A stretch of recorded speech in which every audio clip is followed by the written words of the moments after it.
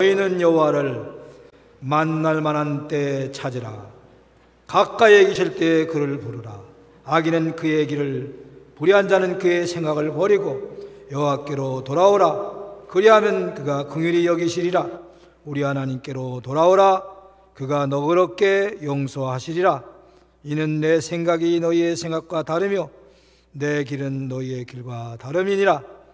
여호와의 말씀이니라. 이는 하늘이 땅보다 높음같이 내 길은 너의 길보다 높으며 내 생각은 너의 생각보다 높음이니라. 아멘.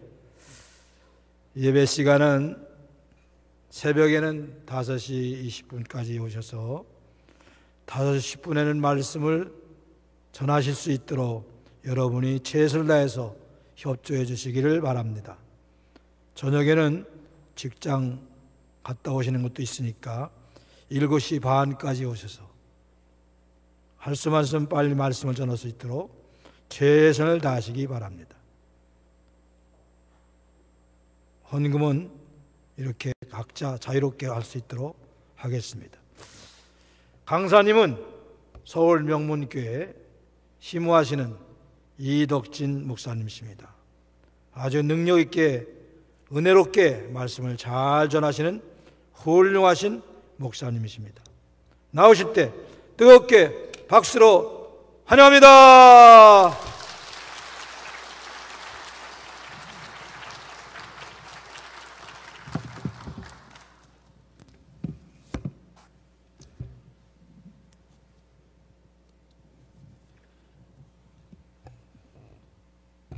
잠시 기도드리겠습니다. 살아계신 하나님, 하나님의 은혜 진심으로 감사를 드립니다. 사랑하시는 주님께서 귀한 동성교회에 부정한 종을 보내셔서 이제 오늘 우리가 같이 이 시대에 살아가며 우리 삶을 돌아보고 하나님의 은혜가 무엇이며 하나님의 생각이 무엇이며 하나님이 우리를 향하신 뜻이 무엇인가를 가까이서 깨닫는 시간이 되게 하여 주시옵소서.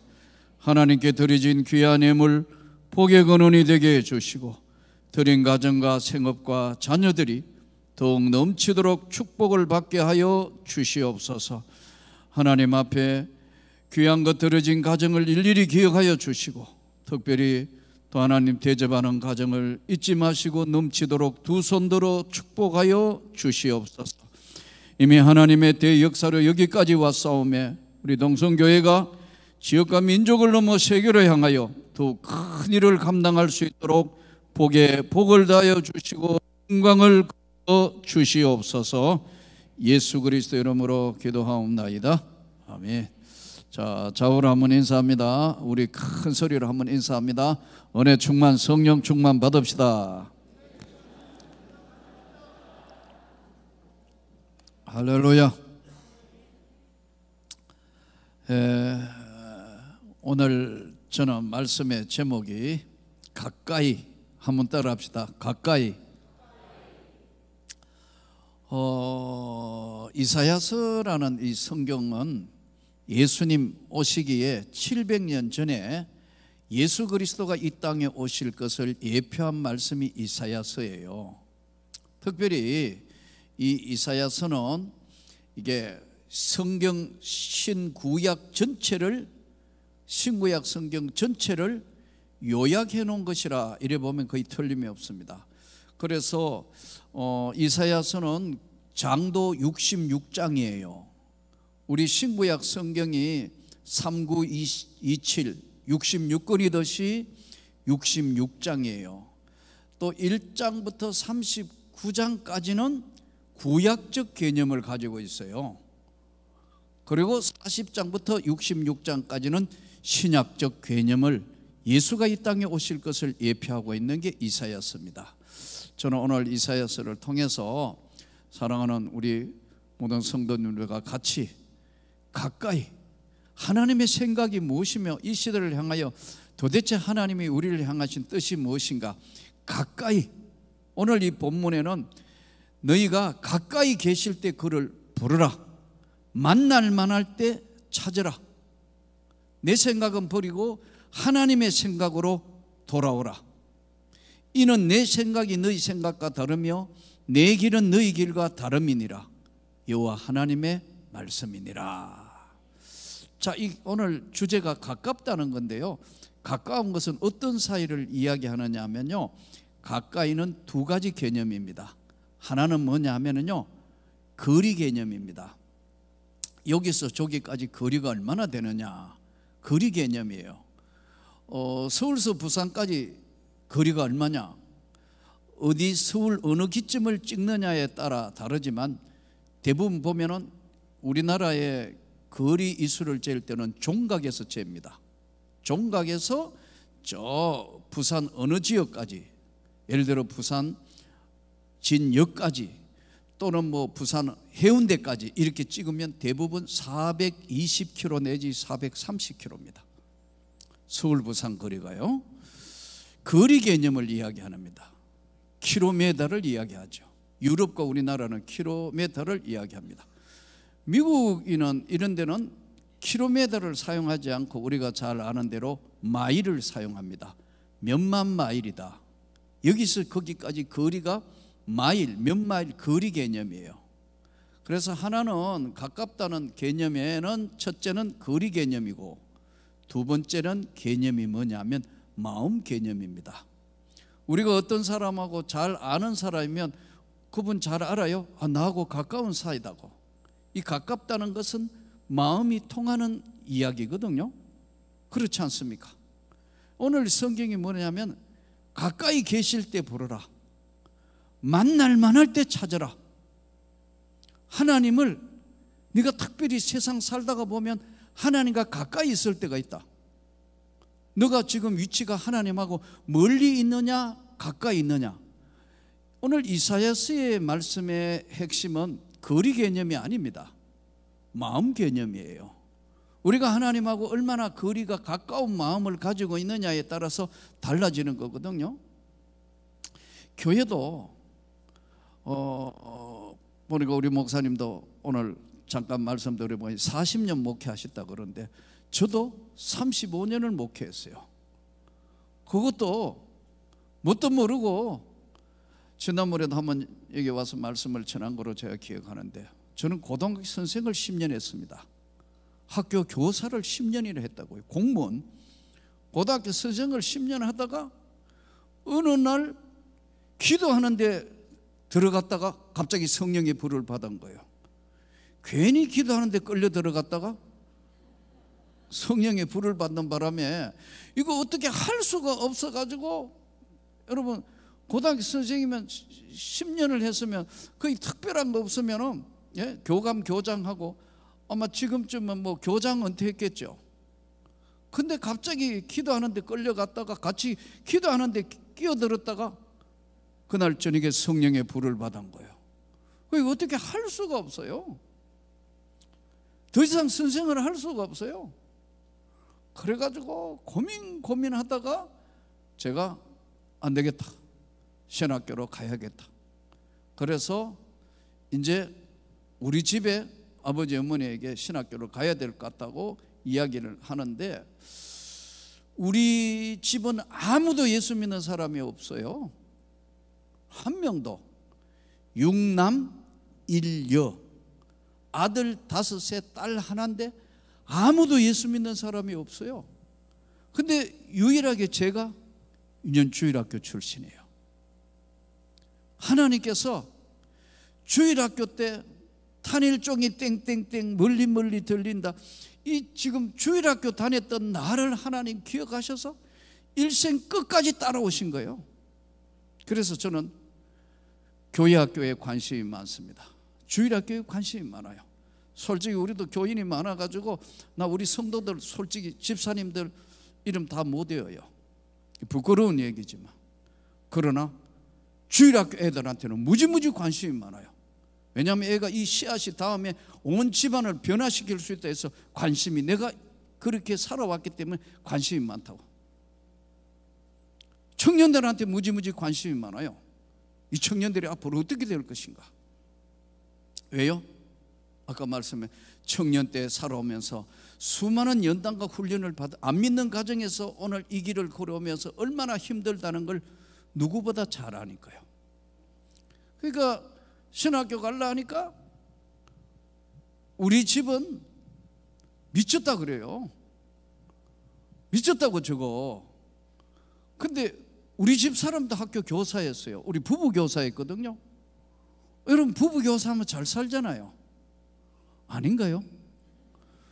부부 교사하면 내가 우리 교장 은퇴한 친구들 보고 야 연금 얼마 받냐 하니까 교장 은퇴한 사람은 350만 원 죽을 때까지.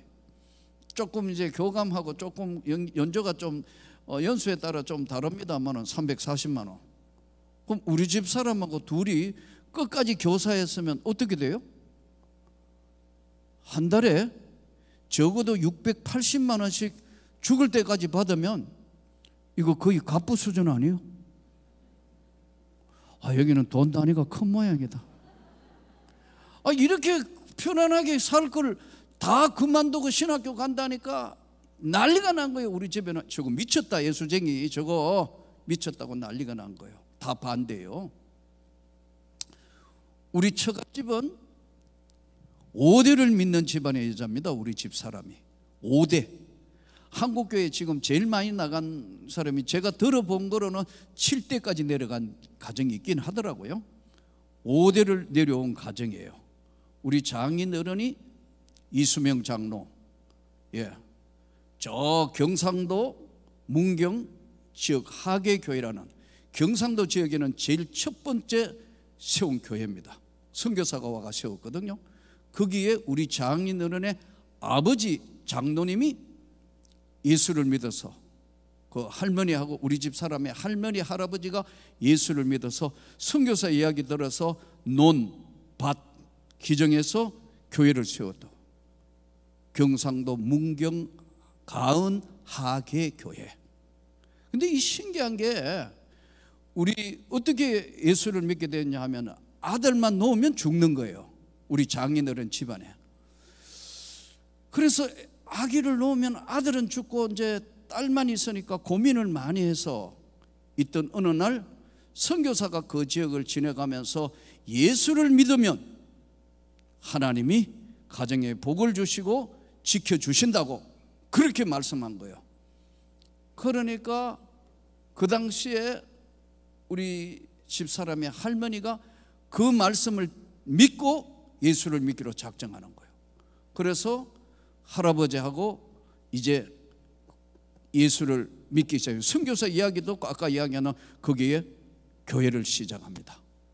경상북도에서는요 1, 2번 되는 교회예요. 경상도 문경 하계교회 우리 처갓집 교회예요. 근데 진짜 아들이 태어난 거예요. 그래서 이름을 뭐냐면 우리 장인 이름이 수명입니다. 지킬 수 목선명. 목선은 하나님이 지키신다고 이름을 지었다고. 그런데 그 지역은 경상도 그 산골짜기 중에 산골짜기 있는 동네에서는 초등학교도 나오기 힘든 동네예요. 우리 장인어른이 88세로 세상을 지금부터 13년 전에 돌아가셨어요. 그런데 그때 초등학교도 못 나올 형편되는데 우리 장인어른이 일제시대 때 와세다 대학을 졸업했습니다. 일본. 안 놀래네요 여러분. 그건 큰 하나님의 은혜예요. 죽을까 싶어서 이름을 지켜줄 자 목숨 명사했는데 하나님의 교회에 세워놓고 맨날 가가 기도하는 거예요. 우리 장인어른의 어머니 권사님이 계속 기도해서 했는데 멀고 먼 친척 되는 사람이 지나가다가 보고 얘가 똑똑하니까 일본 가서 공부를 시켜야 되겠다 해서 데리고 갔어요. 우리 장인어른을. 데리고 가가 공부를 시켜서 그 우리 장인어른이 일제시대 때 와세다 대학을 나오면요 그 당시에 장관하고도 남는 학벌입니다. 그 당시에는. 근데 서울에 와가지고 경제기획원에 해당하는 거기에 와세다 대학 졸업하고 일제시대니까 서울에 와 있는데 우리 장인어른의 어머니가 전보와 편지를 동시에 쓴 거예요. 서울에는 훌륭한 사람도 많은데 이 시골에는 사람이 없다. 너는 시골에 내려와서 교회를 지켜야 되고 여기에 정말 낯 높고 기억자도 모르는 사람에게 너는 혜택을 받아 그렇게 됐으니까, 하나님의 은혜로 공부했으니까 베풀어라. 26, 7 되던 해에 우리 장인어른이 서울에 오늘 얘기하면 장관하고도 남을 학벌인데 시골로 내려왔어요. 그 어머니 전부하고 편지를 받아가 시골 교회 지키라고 내려온 거예요. 여러분, 교회 지키기 뭐에 있어요? 어디로 가는 것도 아니고. 시골에 있는 교회가 어디로 가는 것도 아니잖아요. 그 지어놓은 교회. 근데 지키겠다고 내려왔는 그 아들이나 내려오라는 출세시켜야 되는데 내려오라는 어머니나 똑같다고. 뭘 중심으로 사느냐? 예수 중심으로 사는 사람. 내가 봐도 우리 처갓집 정말 믿음이 대단하다. 이거. 세상이 감당할 수 없는 그런 오직 예수. 근데 이 신기한 게 우리 집하고 우리 처갓집은 다 반대예요. 우리 집은 아들 6에 딸 하나, 내가 5번째예요. 우리 집사람은 딸 6에 아들 하나, 아들 6, 딸 하나, 딸 6, 아들 하나. 5번 대 5번은 동일해요. 내가 5째고 우리 집사람이 5째고. 이 집은 전부 장로권사 다 장로권사예요. 우리 집은 몽땅 안 믿고 결혼할 당시마다 만났어요. 근데 우리 집 사람을 이제 같이 학교 근무하다가 만났는데 참 성경에 보면 이렇게 나와요. 계획은 인간이 할지라도 그의 걸음을 인도하시는 것은 여호와 하나님이시니라. 나는 사실 우리 집 사람하고 결혼하리라고는 꿈에도 생각 안 했어요. 꿈에도 생각 안 했다니까요. 얼마나 웃기냐면 우리 집 사람하고 결혼하게 된 동기가 학교 같이 근무를 했는데 나는 시골 학교에서 지금 같이 근무를 하는데 저는 대학을 졸업하고 대구 시내에 있는 1급제 학교에 근무를 했어요. 그런데 가만히 생각해 보니까 평생에 이거 선생 해가지고는 평생에 이거 어떻게 해볼 방법이 없다. 가난을 면할 길은 없겠다 해서 너무너무 고민되는 거예요. 아까 말씀 우리 집은 아들이 6인데 우리 큰형이 옛날에 해양대학을 나왔어요. 그럼 배를 타야 되는데 해양대학 나와가지고 건축 사업을 해가지고 괜히 건축 사업해가 온 집안 돈 다 끌어모아가지고 해가 실패해가 부도가 났어요. 그러니까 어린 시절부터 가난이란 가난은 요즘 청년들 이야기하는 흙수저. 그래서 저는 초등학교도 어떻게 들어갔냐 하면은요, 동네에서 애들하고 놀다가 보니까 아무도 없어가 어디 갔나 해 학교 갔다 해가 따라가가 국민학교 입학했습니다. 뭣도 모르고 국민학교 입학하고 졸업하고 중학교도 갈 수가 없어요. 중학교 모퉁이도 갈 수 없어. 그러니까 우리 형제들은 6남 7남매 중에 공부를 한 형제와 공부를 못한 형제로 딱 나눠져 있어요. 그러니까 초등학교 졸업하고 갈 수 없는데 중학교 가야 되는데 어머니가 쌀 장사를 하셨는데 대구 남문시장이라는 곳에 쌀 장사하는데 그것도 점포를 얻어가 하는 게 아니고 멍석을 깔아가 하는데 거기에 내가 쌀 배달꾼이에요. 그래서 이걸 하다가 보면 끝이 안 되겠다. 어린 시즌인데도 그래도 주일학교를 다녔으니까 하나님, 주일학교 선생님이 이야기하기를 다니엘은 사자굴에서도 구제해 주신다는데 저 학교 보내주세요. 기도를 한 거예요. 신기하게 6개월 뒤에 중학교를 갔어요. 중학교 졸업하고도 갈 수 없는데 어떻게? 하나님의 은혜로 고등학교를 갔어요. 고등학교 졸업하니까 또 갈 수 없는데 하나님이 인문계 고등학교 480명 모아 있는데 대학 안 갈 사람 했는데 창피스럽게 내 혼자 손들었어요. 우리 담임 선생님이 뭐라 하냐면 야 이리 와봐. 저기 손든 애들 못 가고 너가 가게 될 거라고. 예언 아닌 예언을 했는데 대학에 장학생으로 대학을 갔어요. 나는 대학은 돈 받고 학교 다녔어요. 중고 시절에는 한 번도 할 수 없는 거, 어쨌든 그때도 하나님의 은혜로 돈 들지 않고 중고등학교를 졸업했고 대학을 졸업했고 학교 교사를 하는데 이 돈을 벌어야 되겠다 싶어서 교사를 딱 3년 하고 난 데는 안 되겠다, 돈 벌어야 되겠다 해서 휴직을 하고 저 중동 땅에 그랜드 패시픽이라는 미국 건축 설비 회사에 시험을 쳐서 거기 간 거예요. 이제 그때는 그래도 하나님 앞에 믿음이 있어서 그런 대로 신앙생활을 했는데 해외에 나가면서 조그마한 있는 믿음도 다 까먹어 버렸어요. 그리고 돈벌이 하러 가게 된 거예요. 그래서 제가 늘 자주 이야기하는데 돈에 눈이 달렸다. 돈에도 눈이 있는데 돈의 시력이 10.0이에요 1.2가 아무리 찾아봐도 10.0이 보고 다 피해본다고. 돈을 벌려면요, 내가 버는 게 아니고 다른 사람이 내 돈을 벌어줘야 돈이라는 게 진짜 벌린다는 걸 그때가 알은 거예요.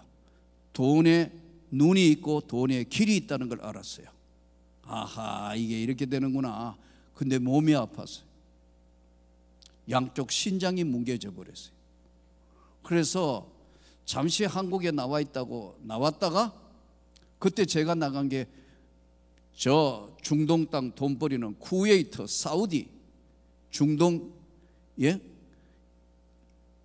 하나님의 은혜로 간 거지만 중동의 건축 붐이 굉장히 활성화됐을 때 건축 자재과를 맡아서 갔어요. 미국 건축 설비회사에. 근데 이게 돈은 고사하고 좀 버리는 흉내 낼만 하다가 몸이 아파서 한국에 온 거예요. 그래서 아까 말씀드린 것처럼 몸도 마음도 아파서 집에 오니까 또 큰형이 이 사업이 뭉개져서 온 집안이 다 살벌스러울 때 어머니의 눈물을 보기 싫어서 1급지에서 3급지로 지원했다고 학교를. 학교도 여러분 여기 혹시 교사 계신지 모르겠는데 1급지, 2급지, 3급지가 있는데 스스로 1급지에서 3급지 지원해 갔다고. 나를 모르는 곳으로 갔다고. 거기 가서 오늘 우리 집 사람을 만난 거예요. 계획은 인간이 할지라도 걸음을 인도하시는 하나님이. 그래서 얼마나 웃기냐면 갔는데 우리 집 사람은 이미 선을 봐가지고 두 사람이 이야기하고 있었는데 그분이 대학교 공과대학 교수였어요. 교수였는데 우리 장모님은 믿음이 좋아가지고 권사님이 딸 6에 아들 1명인데 5대를 믿어온 이 집안에 목사가 한 명도 없으니까 하나님 이 중에 사모라도 하나 나오게 해주십시오. 우리 처남이요 중학교 때까지는 믿음이 굉장히 좋았대요. 그런데 고등학교 가면서 혹시라도 목사 시기가 싶어서 말도 안 하더래요. 중학교 때까지는 선교사 나간다 하던 게 고등학교 가는 말을 안 하더래요. 그래서 우리 장모님이 생각해 보니까 안 되겠다 생각해서 이 딸 중에 누가 사모할 것인가 했는데 우리 집 사람을 지명한 거예요. 그러니까 우리 집 사람은 기절초풍해 가지고 시골 학교로 왔고 아까 그렇게 공부를 했던 우리 장인 어른이요 시골에 오니까 할 게 없는 거예요. 그 고학력이. 그래서 만든 학교가 고등국민학교고 학교를 만든 게 문경 가은 중고등학교입니다. 학교를 설립했어요. 사립학교. 그럼 잘 되면 요즘 사립학교 가지고 있으면 폼 잡잖아요. 그 집안은 욕심이 없는 집안이에요. 학교 잘 될 때 국가에 아무 조건 없이 국가에 헌납했어. 국가에. 그러니까 국가에서 놀래서 잠깐 교감하고 30대에 교장했어요. 우리 장인어른 같은 경우에 30대에 교장 선생에서 정년을 했는데 당시에 문경 서중학교 교장을 했을 때인데 우리 집사람을 결혼을 시키려 하니까 우리 집사람이 사모는 죽어도 못한다 하니까 공과대학 교수하고 이제 선을 봤어요. 저는 그 당시에 몸이 아파서 시골 학교 와가 하나님 저를 불쌍히 여기시라고. 이 양쪽 신장이 소변만 보면 코카콜라 색깔이 나오네요. 너무 힘든 거예요. 혹시 여기 신장 안 좋은 분이 계시나요? 이게 급성으로 올 수도 있고 만성으로 올 수 있는데 제 경우는 아마 지금 가만 보니까 급성으로 온 것 같아요. 이거 뭐 어떻게 병원에서 아무데나 함부로 돌아다니지 말고 절대 안정하라는 거예요. 근데 세상에 귀찮아서 시골 학교로 갔는데 여전히 소변만 보면 시커먼, 붉고 시커먼 코카콜라 색깔이 나오는 거예요. 이게 더 심해지면 배에 구멍을 뚫어서 복막 투여를 하던가, 그 당시에는 신장 수술하는 것이 거의 희박할 때였으니까요. 절박한 순간에 시골 학교에 가서 이제 하나님이 주시는 시간까지만은 다시 하나님 앞에 돌아와야 되겠다 해서 거기 가서 다시 주님 앞에 엎드려 있던 그때에 아까 우리 집 사람은 선을 보고 했는데 두 사람이 잘 나가다가 공과대학 교수가 담배를 못 끊은 거예요. 담배를 못 끊어가지고 어떻게 하다가 담배가 같이 데이트하다가 쿡 쏟아지니까 우리 집 사람이 그걸 딱 보고 있다가 적어도 담배도 못 끊는 신앙 가지고 내가 평생 이 사람하고 같이 산다, 이 뭐가 잘못됐다 해서요 결렬을 통보한 거예요. 당신하고는 더 이상 만날 수가 없다. 지금 선바가 뭐 어디 아파트 없고 뭐 한창 이야기한, 싫다. 당신이 그 정도 신앙은 내가 앞으로 일생 같이 산다는 걸 감당이 안 된다. 그래서 내가 학교에 있는데 우리 집 사람이 얼굴이 시퍼렇게 해가 그 당시에도 이렇게 이제 전화를 이렇게 돌리는데 몇 번 해가 돌리는데 우리 장인어른 서중학교 교장한테 전화를 하는데 아버지 결혼하려 했던 이 사람이 아닌 것 같소. 왜냐하면 아직 보니까 담배도 못 끊는 신앙 가지고 일생 같이 산다는 것은 잘못된 것 같아요. 없던 거로 한다고 우리 집 사람이 일방적으로 통보를 했어요. 그래서 제가 우리 집 사람을 위로한다고, 아니 결혼하려고 마음먹었다가 이게 갑자기 틀어지니까 사람이 막 헤매더라고요. 나는 그때 이제 다시 이제 몸이 아팠던 코카콜라 색깔이 나오던 이 신장이 하나님의 은혜로 돌아오는 겁니다. 처음으로 은혜라는 걸 받았어요. 아하, 하나님이 고치셨구나. 하나님이 고쳐주셨구나. 저희 교회는 독특한 장로가 하나 있는데 전국에 간증하는, 교도소 간증하는 박효진 장로라는 장로가 있어요. 그 장로님이 우리 교회 장로예요. 우리 교회 이번에 원로 장로가 됐다고. 근데 그 장로님이 책 제목이 하나님이 고치지 못할 사람은 없다. 그 책 제목을 내가 정해줬어요. 그것은 어쩌면 내 인생의 삶의 고백이고 내가 그 책 제목을 하나님이 고치지 못할 사람은 없다. 제가 그 책 제목을 정해준 거라고.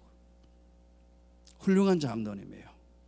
예전에는 엉망으로 살다가 하나님 만나고 난 뒤는 전혀 다른 삶을 사는 사람이에요. 자, 그런데 이게 이렇게 위로하다가 보니까 우리 집 사람이, 그리고 아까 이야기한 건 코카콜라 색깔을 나오던 이 지금 이 신장이 서서히 돌아오는 거예요. 지금 생각하니까 하나님이 은혜라는 걸 이미 주시면서 부르는 거예요. 잘 들어야 돼요. 은혜는 조건이 아닙니다. 값없이 거저 주는 거예요. 오늘 이 자리에 있는 저와 여러분이 예수 믿게 된 것은 우리의 노력으로 된 것이 아니고 전적인 하나님의 은혜, 하나님의 은혜, 한량없는 은혜, 갚을 길이 없는 은혜로 부어주신 거고 잡으신 거예요. 그래서 낳고 난 뒤에 그렇구나, 진짜 하나님이 살아계시는구나. 그때부터 제 삶도 달라지기 시작했고 100일을 하나님 남은 생애는 어떻게 살아야 됩니까? 기도하는데 학생들한테 전도를 하러 가야 되는데 이제 시골 학교에 교사들을 모아가지고 멀리까지 전도하러 가는데 우리 집사람이 전도대원이었는데 막 헤매는 거예요. 결혼하려 하다가 안 되니까. 그래서 제가 달랬어요. 앞차가 가면 뒤차가 오니까 괜찮아요. 그래도 잘 안 되더라고요. 그래서 내가 농담 반 진담, 농담으로 처음에는 한 거예요. 그렇게 시집 갈 데가 없으면 나한테 오지. 이 말이 씨앗이 된다고. 아니 그렇게 시집 갈 데 없어서 나한테 오지 이랬더니 우리 집사람이요, 할 말이 있고 안 할 말이 있는데 어떻게 그런 말을 하느냐요. 막 따지고 달라들길래 내가 처음으로 내가 어땠어? 내가 시골 학교 가서 교장, 교감 선생님한테 1급지에서 왜 3급지 왔느냐 이야기도 안 한 거예요. 처음으로 내가 어떻게 신앙생활을 했고 내 가정은 어떤 것이며 내가 돈벌이하러 해외 나갔다가 여기 오게 된 동기를 제 아내 될 사람에게 이야기함으로 아내가 이 사람이 하나님의 사람이 틀림없구나. 이제 둘이가 급속도로 가까워져 가지고 계속 전도하러 가다가 이럴 게 아니고 결혼하는 게 어떻겠나 해서 결혼해가 만난 게 우리 집사람이에요. 우리 주님이요, 주신 은혜 때문에 저와 여러분은 주님께 가까이 있습니다. 만날 만할 때 찾아라. 가까이 계실 때 부르라. 너의 생각은 일단 버리고, 우리 인간적인 생각은 버리고 하나님의 생각으로 가까이 갈 때만 하나님이 역사를 하시는 거예요. 가깝다는 것은 거리 개념이 아니고 마음 개념이에요. 교회도요, 어떤 성도들 보면 여기서 여기로 이사해도요 안 가요. 안 따라온다고. 그런데 아무리 멀어도 교회 나온다고. 우리 교회는 부산서 교회 나오는 성도가 있어요. 놀래네요 여러분. 부산서 교회 예배드리기 위해 KTX 타고 온다고요? 부산서. 그런데 여기서 저기로 가도 안 오는 거예요. 이게 참 신기한 거예요. 마음이 가까운 거예요. 하나님과 가까이 있을 때는 하나님과 마음이 가까이 있는 거예요. 그래서 가까이 있을 때 그를 부르고 만날 만할 때 주님을 찾아라. 우리가 생각하고 있는 것보다 하나님은 훨씬 섬세해요. 사랑하는 성도 여러분, 한번 오늘 말씀을 들으며 한번 돌아보십시오. 여러분이 하나님께 가까이 있는 겁니까? 혹시라도 멀리 있는 건 아닙니까? 여러 가지 개인적인 사정이나 여러 가지 환경 때문에 혹시라도 하나님께 멀리 있는 건 아닌가요? 가까이 계실 때 부르라. 그분을. 주님, 내가 여기 있습니다. 가까이 계실 때 부르라. 만날 만할 때 찾으라. 이게 가까이 계시고 만날 만한 때가 평범할 때는 잘 이런 경우를 못 느낍니다. 내게 고난이 찾아왔을 때, 내게 여러 가지 인생의 위기가 왔을 때, 가까이 계실 때, 또 만날 만할 때는 많지 않습니다. 모든 것이 하나님의 때가 있는 거예요. 코로나 이후에 교회는 어려움과 동시에 또 고통이 교차하고 있어요. 이는 한국교회 전체에 준 하나님의 나는 메시지라고 봅니다. 동일하신 하나님은. 예? 지금은 그래도 예배라도 이렇게 들을 수 있지만 집합금지 명령 지나온 2년 반 세월들을 한번 돌아보세요. 예배 못 드리도록 경찰이 와가 서 있어요. 제일 큰 교회니까 막아야 되니까 구청에서도 와가 막고 있어요. 다 막고 있어요. 경찰차가 아예 순찰하면 아예 막고 있다고. 얼마나 어려움이 많았는지. 이거는 여기 우리 동성교회도 동일하게 어려움을 겪은 줄 믿습니다. 똑같잖아요. 집합금지 명령 못하게 하고, 교역자만 나오게 하고, 몇 프로 오게 하고. 세상에 교회 프로테이지를 국가가 정한다. 몇 프로 한다. 얼마나 많은 시간 어려움과 고난이 있었는지 모르잖아요. 이 코로나가 사람을 구별하지 않고 오니까, 한 번은 교인들이 코로나 걸리기 시작하는데, 1부 예배, 2부 예배, 3부 예배, 4부 예배, 5부 예배 드리는데 1부에 온 사람이 한 사람이 코로나예요. 한 사람은 걸린 줄 알았는데 3명이 걸렸어. 그러니까 구청에서 저는 일부 예배 참석한 사람 집합금지 명령. 근데 2부에 또 있는 사람이 또 한 사람이 걸려가 하니까 4명 돼버리니까 전체 통제해보더라고. 그래서 처음에 집합금지 명령에 12일 동안 전체 못 나오도록 113명을 그 옆에 앉은 사람 뭐 거리 해가지고 잡아버려. 난리가 난 거예요. 직장에 나가야 되고 또 의사 선생님은 병원 열어야 되는데 난리가 난 거예요. 지금 막 난리가 났다고. 아마 동성교회도 나는 동일하다고 믿습니다. 113명이 막 아우성이에요. 직장 가야 되는데 잘립니다. 목사님 막 머리가 빙빙 돌지 별거 다 했어요. 그런데 거쳐오면서 드디어 이제 우리 집에서 걸리는 거예요. 어느 날 제주도에 전국 장로회 수련회를 다녀왔어요. 이제 하고 또 영남 지역 장로회 설교를 이번에는 목사님 해 주셔야 된다 해서 설교를 하고 돌아왔는데 그날이 금요일인데 와가 어떤 분이 어렵게 사시는 분이 집을 마련한 거예요. 목사님 오셔가지고 입택 예배 축복해 주시라고. 그래서 아무리 생각해봐도 안 가면 안 될 것 같아서 또 시간을 쪼개가 예배를 드리고 했는데 식사를 대접한다 하면서 이제 낙지를 먹으러 가서 낙지 아주 양을 많이 해가지고 주는데 잘 먹었어요. 근데 그날 저녁에 집에 누웠는데 얹힌 것 같기도 하고 저녁 한 11시쯤 되니까 온몸을 가시로 찌르는 것처럼 아프고 두들겨 맞은 것처럼. 그런데 델타 때 그런 거예요. 그래서 토요일 날 됐는데 교회를 나갈 수가 없을 것 같아요. 그래서 여보 내가 못 움직이겠다고 우리 부목사에게 이렇게 못 움직일 것 같다. 그런데 안 가면 안 되는 게 그 다음 날이 주일이 무슨 주일이냐면 작년 추수감사주일이에요. 그러니까 준비를 해야 되잖아요. 뭐 세례식도 있고 추수감. 할 수 없이 이제 했는데 우리 집 사람도 좀 자꾸 기침하고 이상해가 우리 집 사람이 검사 받고 오더니 양성 판정을 받았네요. 그러니까 단방에 대기 이렇게 하더라고요. 그러니까 우리 아들 검사를 했는데 음성. 근데 나는 검사를 받으러 갈 수가 없어요.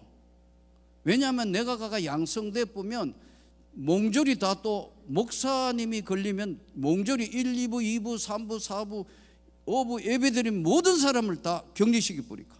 한번 해봤잖아요 앞에.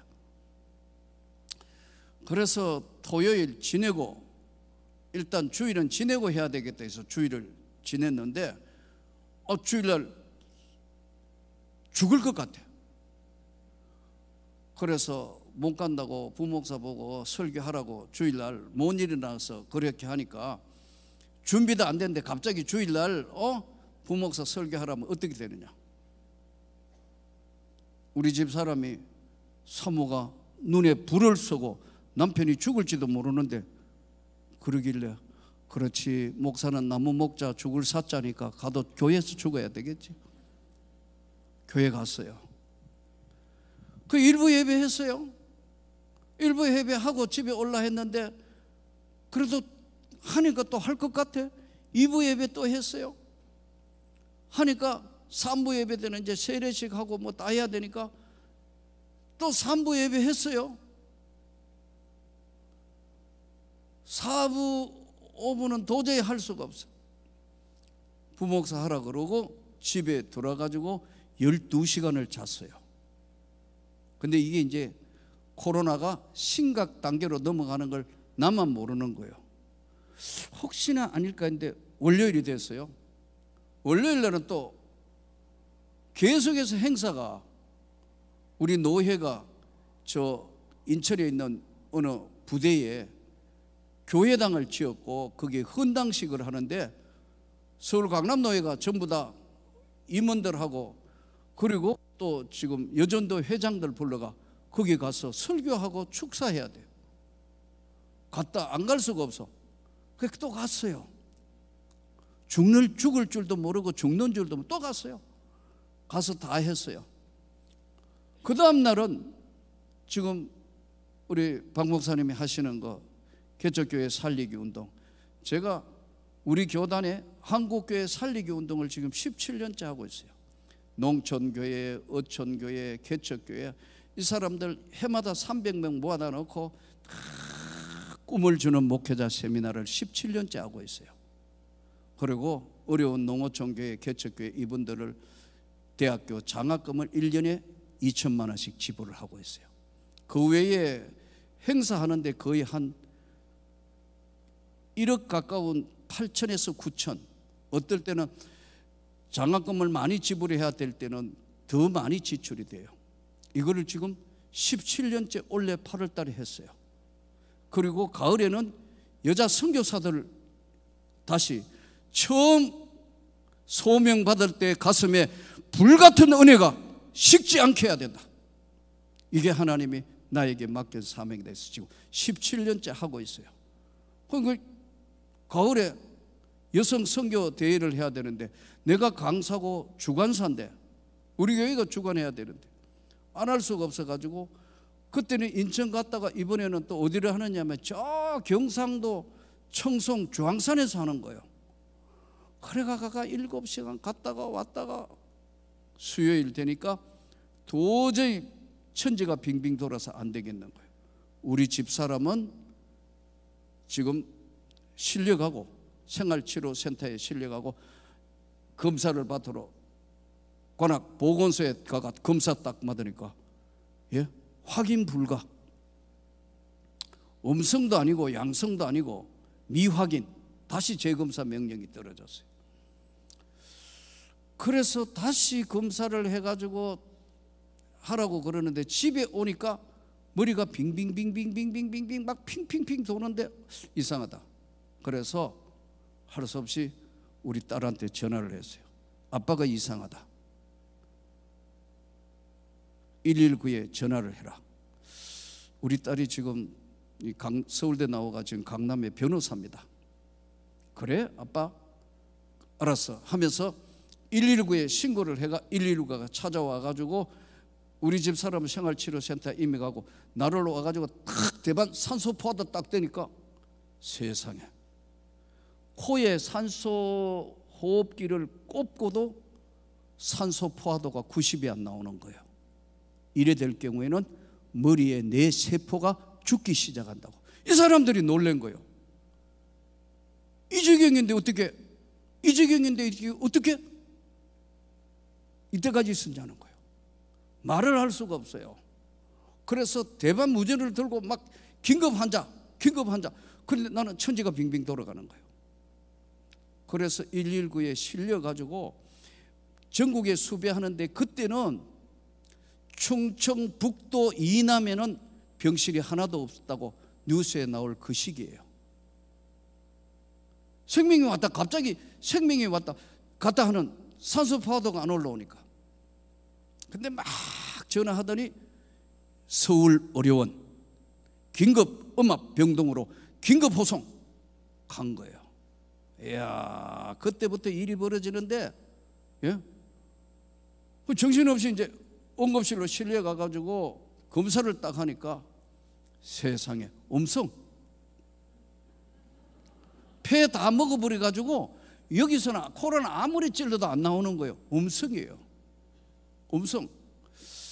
그러니까 지금 생각하니까 안 죽을라 하니까 하나님이 아직 데려가실 때가 아직 사명이 남아있으니까 안 데려가실라 하니까요. 음성인데 이 지금 서울 의료원 응급실 담당 의사가 젊은 남자예요. 아닌데 이 사람 정세로 봐서 틀림없이 이 코로나 폐렴인데 중증 환자다. 그래 다시 우리 집 사람 생활치료센터에 갖게 됐고 하는데요, 음성 나오면 못 받아주는 거 아니에요. 거기는 서울의료원이 코로나 전담병원이에요. 다시 한 번 더 검사인데 또 음성 나온 거예요. 그러니까 의사들이 모여가지고 이제 회의를 하더라고. 집으로 돌려보내야 된다. 근데 나는 정신이 왔다가 갔다가 하는 거예요. 정신이 딱 그 당시에 조금 들어와서 나 못 갑니다. 지금 갈 수가 없어요. 젊은 의사가 하고 내하고 눈이 딱 마주쳤는데 이러더라고요. 한 번 더 검사. 아마 서울의료원 생기고 3번 검사한 거는 나밖에 없는 것 같아요. 이건 퇴출시켜야 되는데, 왜냐하면 전담병원에 내 뒤에도 막 계속 앰뷸런스가 들어오고 있고 병원 안에는 지금 만석이에요. 이미 의료원이 안에 2번 음성 나왔는데도 뭐라 하냐면 이래요. 의사가 틀림없이 이거 폐렴인데 코로나 한 번 더 검사, 3번째 신속항원 검사 하나만 찌르는 게 아니고 양쪽 다 찔러가 딱 되니까 양성이 이렇게 반가운 줄 처음 알았어요. 난리가 난 거예요. 난리가. 서울 의료원에 난리가 났어요. 발칵 뒤집어진 거예요. 여러분 TV 보셨죠? 그 동그란 데 집어여가 하는 거 난리가 난 거예요. 이제 지금 그래가지고 단방에 지금 막 CT 찍고 그 다음에 막 지금 스트레이트 집어넣고 막 난리가 난 거예요. 정신 차리라고. 그 나는 빙빙빙 도는 거예요. 천지가 빙빙 도는 거예요. 그래 안 되니까 이제 1인 음압실 1인 한 사람 열어놓고 의사가 다 모이가 지금 막 주사 놓고 저거 하고 막 하는데 의사 선생님이 반반이라는 거예요. 살 확률 반, 안 될 확률 반. 그러니까 산소 포화들 레벨 4 4개를 꼽아요. 이거는 잘못하면 폐가 상한대요. 나도 나중에 알아. 쉐 하고 소리가 들리도록 숨을 못 쉬니까 이제 이렇게 집어여라도 강제로 지금 돌리는 거예요. 이래 안 되면 그 다음에는 의식이 없어지면 에코모 걸어가지고 이제 잡는 거예요. 그 단계 앞에 지금 와 있는 거예요. 정신이 빙글빙글 도는데 그래도 하나님이 사람은 다 멀리 있는데 하나님이 가까이 계시는 줄 믿습니다. 하나님이 가까이 계시는구나. 그 의사 선생이에요. 끝까지 지키는 거예요. 퇴근 시간이 넘었어요. 앰뷸런스만 타고 온 게 1시간 20분이에요. 관악구에서 지금 서울의료원까지 왔으니까요. 신호대도 무시하고 돌아왔는데도 그 지경이 된 거예요. 조금 더 늦었으면 이건 아웃이에요. 난리가 나가 막 해가 하는데 한 서너 시간 뒤에 의식이 들어온 거예요. 의사들이 다시 모이고 어떻게 처리할 거냐. 병실이 한 군데도 없대요. 병실 한 군데도 없다니까 집에 돌려보내면 사망한다. 들으니까 어떻게 하느냐. 충청북도 이북에는 병실이 하나도 없다. 지금 음압병동이 없다는 거예요. 이야, 그것도 안 죽을라 하니까 하나님이 길을 여시는 거예요. 그 시간에 딱 한 명 태어나는데 음압병동실에 중환자 음압병동실에 하나가 비었다고 간호사가 보고하니까 의사 선생님이 마지막에 자기가 사인을 딱 하면 1101동 음압병동으로 이송 사인하더라고. 그거는 들은 거예요. 그리고 또 정신이 왔다 갔다 하는 거예요. 들어갔다가 나갔다가 하는 거예요. 지금 만날 만할 때 찾아라. 가까이 계실 때 찾아라.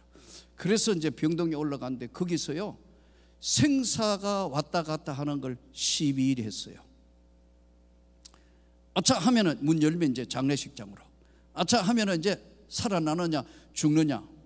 렘데시브로 트럼프 맞았던 렘데시브로 600 긴급조치 200, 100 하는데 500 딱 들어오니까요 천지가 왔다 갔다 하는 것 같더라고요.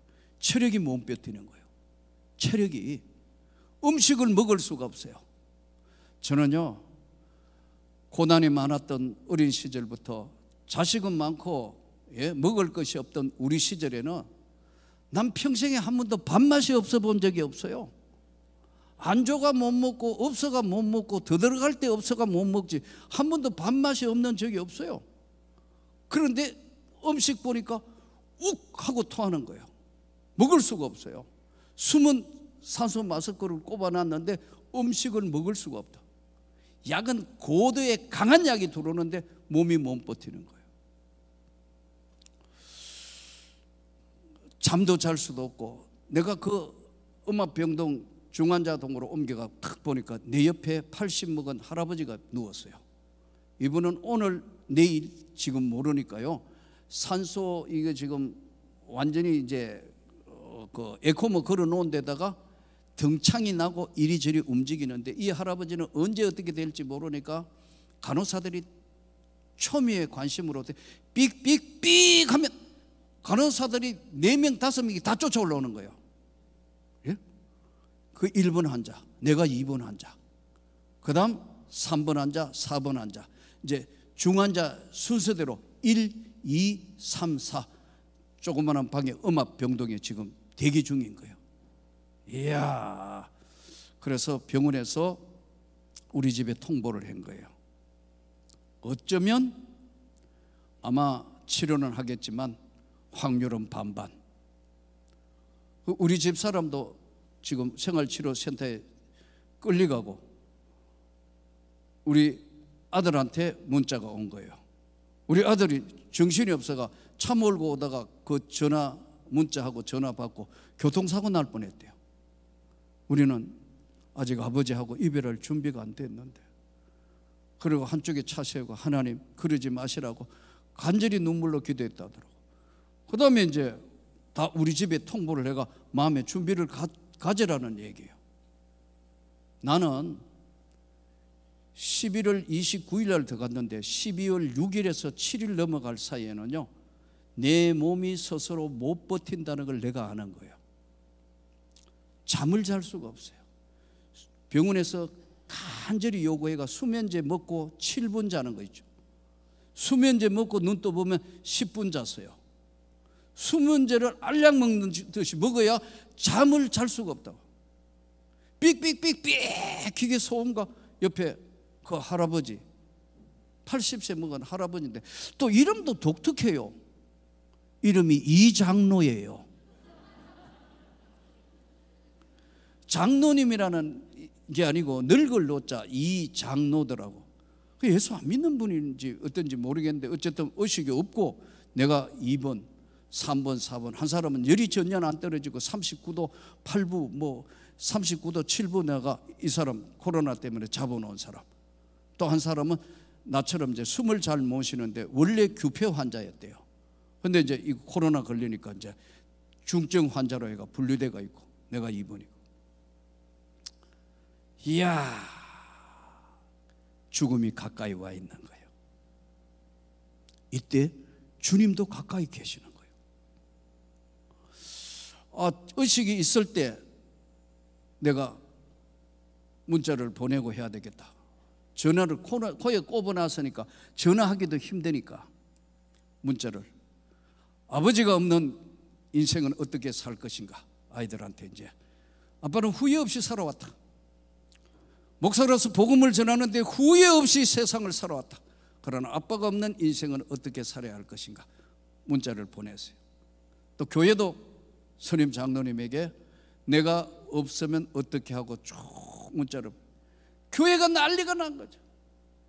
난리가 났는 거, 교회가 막 난리가 나고 우리 집도 또 지금 이제 말은 못하고 이렇게 하고 사람 면회도 안 되고 죽음의 사퇴의 시간을 12일을 보내는 겁니다. 이야, 내가 오늘 여기 살아있는 것은 전적인 하나님의 은혜라. 이거는 저에만 해당하는 것이 아니고 오늘 가까이 계신다는 주님의 은혜가 여러분과 동일하게 주님은 이 자리에 함께 계시는 거예요. 여러분을 지금 지켜보고 저를 지켜보고 그 상황을 반드시 이 상황에 들어가서는 거의 희망이 없다는데 하나님이 역사를 하시는데, 드디어 10일 가까이 되는데 체력도 못 버티는데 더 이상 어떻게 할 수가 없어요. 수면제를 먹어도 7분 10분밖에 못 자니까 어쩌면 내 몸을 내가 버틸 수 없구나. 그래서 죽을 줄 수 있습니까 하니까 밥은 못 먹겠다니까 죽으로 바꿔주더라고. 얼마나 음식을 못 먹었으면 죽을 젓가락으로 찍어가 이렇게 먹는다. 젓가락으로. 안 죽어야 되니까, 체력으로 버텨야 되니까. 그렇게 먹고 있는 그날, 온 교인이 눈물로 기도하고 있던 그날, 이제 내 체력은 한계가 왔다는 걸 내 스스로가 알고 하나님 앞에 기도를 했어요. 하나님, 후회 없이 세상을 살아왔습니다. 그러나 지금 데려가시면 하나님 영광이 안 됩니다.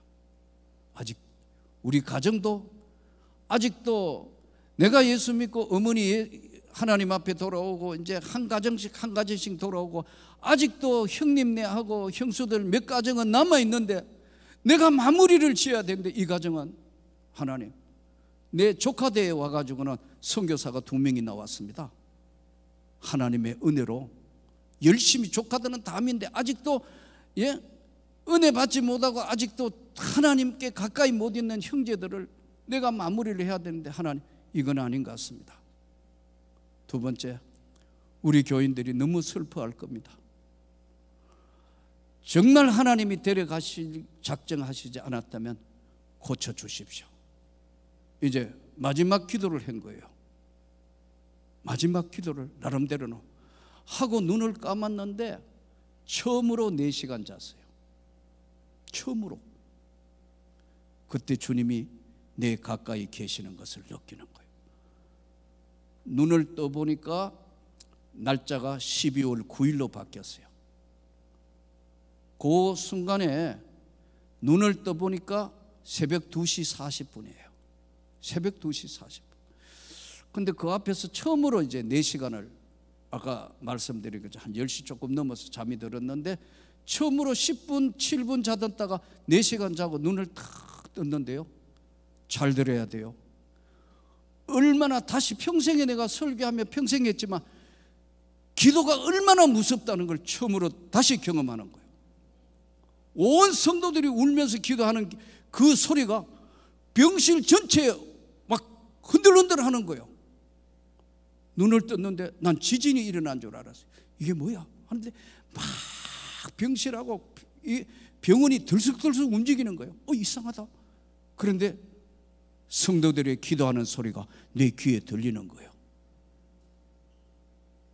그래서 나도 정신이 번쩍 들어서 처음으로 4시간 자고 이 병실 이 침대를 막 이렇게 세워가지고 꿇어 앉아가 하나님